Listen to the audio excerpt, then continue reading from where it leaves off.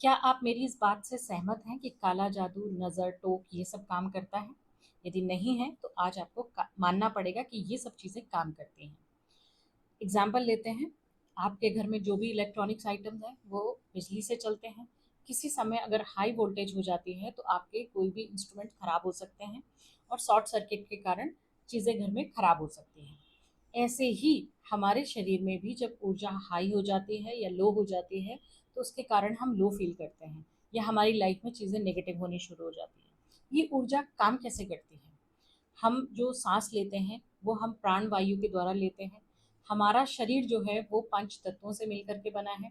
हम प्राण ऊर्जा जो है हमारे शरीर को एक्टिव रखती है और हमारी नस नाड़ियाँ जो होती हैं वो इस प्राण ऊर्जा को हमारे शरीर में लेकर के जाती हैं। हमारे शरीर में हम पॉजिटिव और नेगेटिव दोनों ही ऊर्जाओं को स्टोर कर सकते हैं और ये दोनों ही ऊर्जाएं दूसरा व्यक्ति भी हमारे शरीर में भेज सकता है। वो कैसे भेज सकता है?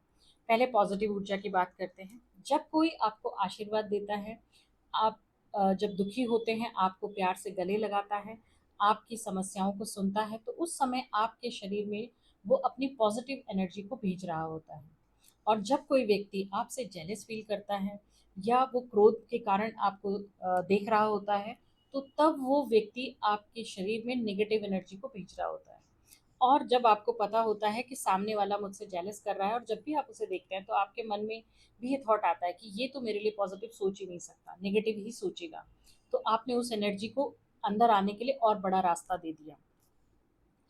जिस तरह से हाई वोल्टेज से चीज़ों को बचाने के लिए हम अर्थिंग करते हैं, वैसे ही अपने शरीर में नेगेटिव ऊर्जा को रोकने के लिए भी हमें अर्थिंग करनी चाहिए।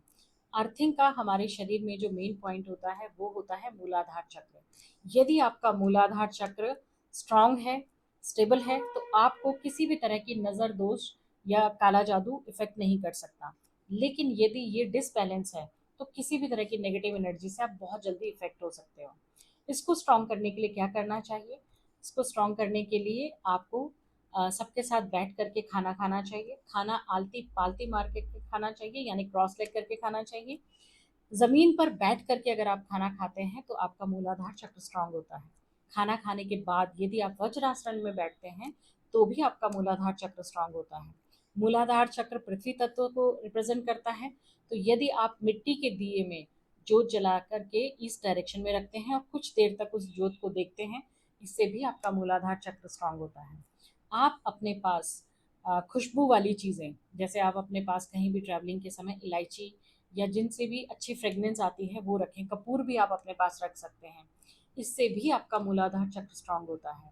और यकीन मानिए, यदि आपका मूलाधार चक्र स्ट्रांग होगा तो किसी भी तरह की नज़र दोष या जादू टोना आपको हार्म नहीं कर सकता।